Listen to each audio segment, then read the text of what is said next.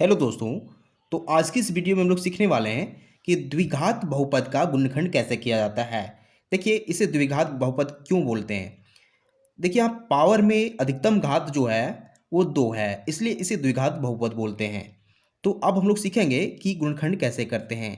सबसे पहला क्वेश्चन है P square plus 6p plus 8।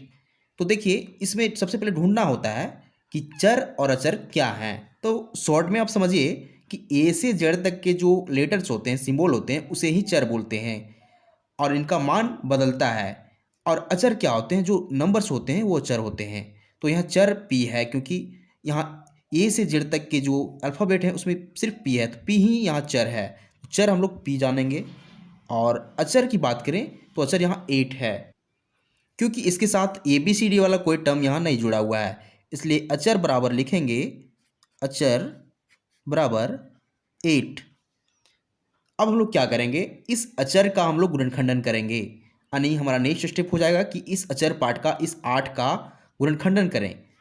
तो 8 का गुणनखंडन हम लोग करेंगे एलसीएम के मेथड से। देखिए, अगर 8 को हम लोग भागा दें 2 से तो क्या आ जाएगा, 4 आएगा।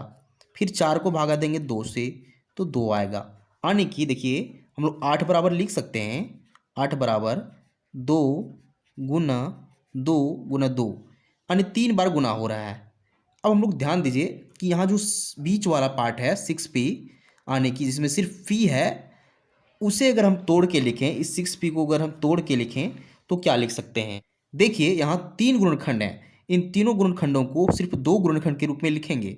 तो किन्हीं 2 गुणनखंडों को आपस में गुना करेंगे, तो 2 और 2 यहाँ गुना होकर 4 हो जाएगा, और 4 गुना 2। देखिए, अब हमें करना क्या, इस 6p को हम ढूंढेंगे कि इन गुणनखंडों की सहायता से किन्हीं 2 गुणनखंडों के जोगफल के रूप में लिखें। यानी कि अगर हम 6p को लिखना चाहें तो क्या इस 4 यहाँ से 4p लिख सकते हैं, और फिर यहाँ 2 है तो प्लस 2 लिख सकते हैं 2p। अब देखिए, 4p और 2p को अगर जोड़ेंगे तो 6p आ रहा है। तो मेन ट्रिक यहीं से मिलता है। सबसे पहले हम इस अचर पार्ट 8 का गुणनखंडन किए और इन्हीं संख्याओं के प्रयोग से इस 6p यानी इस बीच वाला पार्ट को तोड़ के लिखते हैं। तो अब क्या करेंगे, हम लोग गुणनखंड करेंगे। तो कैसे करते हैं, सबसे पहले पी स्क्वायर है तो पी स्क्वायर का पी स्क्वायर लिखेंगे। अब देखिए, यहाँ 6p को क्या लिख सकते हैं, 4p प्लस 2p लिख सकते हैं। तो लिखेंगे इसे, देखिए 4p प्लस 2p। अब देखिए, यहाँ इसके बाद 8 है, 8 को क्या लिख सकते हैं, 8 के बदले यहाँ 4 गुना 2 लिखा गया है, तो हम लोग 4 गुना 2 लिखेंगे, 4 गुना 2।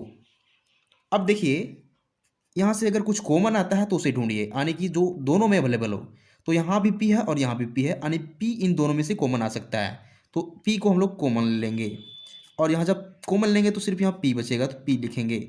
उसके बाद यहाँ सिर्फ 4 बचता है, क्योंकि यहाँ पी कॉमन आ चुका है, तो यहाँ सिर्फ 4 यानी 4 बचेगा, तो 4 यहाँ लिख देंगे। अब हमें यहाँ देखना है कि यहाँ क्या कॉमन है। तो देखिए, यहाँ पी वाला टर्म सिर्फ इसमें है, यहाँ तक हम लोग काम कर चुके हैं। अब यहाँ सिर्फ यहाँ पी है, तो पी कॉमन नहीं आएगा। अब देखिए, ऐसा क्या है कि दोनों में हो, तो यहाँ भी 2 है और यहाँ भी 2 है, तो 2 यहाँ कॉमन आ जाएगा। तो हम लोग यहाँ +2 लिखेंगे, क्योंकि दोनों में प्लस है, यहाँ भी प्लस है और यहाँ भी प्लस है, 2 कॉमन लेंगे। और फिर यहाँ जो बचेगा उस पी बचेगा, और यहाँ 4 बचेगा, क्योंकि 2 कॉमन आ चुका है। अब देखिए, यहाँ दोनों में p+4 है और यहाँ भी p+4 है, यानी कि दोनों में p+4 अवेलेबल है, तो फिर से p+4 कॉमन आ जाएगा। तो हम लोग p+4 को कॉमन ले लेंगे। देखिए, p+4 को, इस p+4 को कॉमन ले लेंगे, और यहाँ सिर्फ p बचेगा और यहाँ 2 बचेगा। अब देखिए, p+4 p+2 इस विजय व्यंजक यानी इस द्विघात बहुपद का गुणनखंड हो जाएगा, p+4 इंटू p+2, यही हमारा फाइनल आंसर हो जाएगा। तो ये तरीका होता है विजय व्यंजक का गुणनखंड करने का। तो अब हम लोग second question number B, x² minus 10x plus 21 का गुणनखंडन करेंगे। सबसे पहले यहाँ देखिए, चर क्या है, चर क्या है, तो चर यहाँ x है तो x लिखिए। फिर अचर क्या है, तो अचर यहाँ 21 है, क्योंकि इसके साथ ABCD वाला टर्म नहीं है, तो अचर यहाँ 21 है, तो 21 लिखिए। अब करना है क्या है, इस 21 का गुणनखंड करेंगे। तो 21 का गुणनखंडन हम लोग एलसीएम के मेथड से करेंगे। तो भागा इसमें सबसे छोटी संख्या 3 से जाएगा और यहाँ 7 आएगा। अब देखिए, 7 में भागा नहीं जा सकता है, तो 21 बराबर लिख सकते हैं हम लोग 3 गुना 7, यानी 21 का गुणनखंडन हो जाएगा 3 और 7। अब देखिए हमारा बीच वाला पार्ट क्या है, यहाँ -10x है। तो -10x को अब हम लोग तोड़ेंगे इन गुणनखंडों के उपयोग से। तो देखिए -10x को लिख सकते हैं -3x और -7x, क्योंकि दोनों माइनस माइनस में है तो जुड़ के -10x हो जाएगा। और यहीं से हम 3 ले रहे हैं और यहीं से 7 ले रहे हैं, यानी कि इन्हीं संख्याओं के प्रयोग से इस 10x को तोड़ रहे हैं। तो अब हम लोग इसका गुणनखंडन करेंगे कैसे। सबसे पहले एक्स स्क्वायर है तो एक्स स्क्वायर लिखिए, और -10x को क्या लिख सकते हैं, -3x -7x, तो इसे लिखिए -3x -7x। फिर यहाँ प्लस में 21 है तो 21 को क्या लिख सकते हैं, 21 को 3 गुना 7 लिख सकते हैं, तो 3 गुना 7 लिखिए। अब करना क्या है कि इन दोनों में कुछ कॉमन ढूंढना है। तो फर्स्ट वाला पार्ट एक्स, यहाँ भी एक्स है यहाँ भी एक्स है, तो एक्स यहाँ कॉमन आ जाएगा और यहाँ सिर्फ एक्स बचेगा कॉमन लेने के बाद, और यहाँ -3 बचेगा। देखिए इस पार्ट पे हम लोग काम कर चुके हैं, अब जो बचा हुआ पार्ट है ये वाला पार्ट है। अब इसमें ढूंढना है कि कॉमन क्या आएगा। तो यहाँ देखिए 7 दोनों में अवेलेबल है, यहाँ भी 7 है यहाँ भी 7 है, बट यहाँ प्लस और माइनस का अंतर है, यहाँ माइनस है और यहाँ प्लस है, तो कॉमन क्या आएगा। तो अगर हम -7 कॉमन लेते हैं तो यहाँ x बचेगा। हमें देखना होता है कि जो संख्या यानी जो विजय व्यंजक यहाँ बच रहा है सेम चीज़ यहाँ भी बचना चाहिए। तो x यहाँ बच चुका है, अब -3 चाहिए, तो हम लोग -7 कॉमन लिए हुए हैं यहाँ पे। तो अगर हम -3 यहाँ लिखते हैं, इसका मतलब है कि माइनस माइनस गुना होकर यहाँ प्लस हो जाएगा, जो इस x-3 और x-3 के बराबर है।